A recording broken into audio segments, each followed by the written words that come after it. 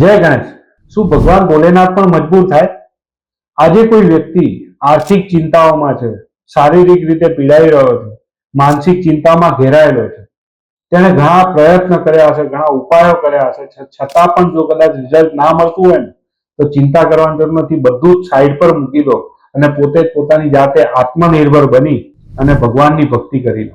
શ્રાવણ મહિનામાં સવારમાં વહેલા ઉઠી સ્નાન કરી અને ગણેશજી, કુળદેવી અને ભોલેનાથની એવી સરળ ભક્તિ કરીએ, સાચી ભક્તિ કરીએ કે ભગવાન પ્રસન્ન થાય, ભૂતકાળના આપણા કર્મોને પણ સાઈડમાં મૂકી અને આપણને આપણી સમસ્યામાંથી બહાર કાઢે. ભોલેનાથે તો રાક્ષસોને પણ વરદાન આપી દીધા હતા. આપણે તો સામાન્ય માણસ છે, ચિંતા કરવાની જરૂર નથી. એવો જ એક સરળ ઉપાય આપણા ઋષિપુરા ચેનલ ઉપર 4th ઓગસ્ટના દિવસે પોસ્ટ કરવામાં આવ્યો છે.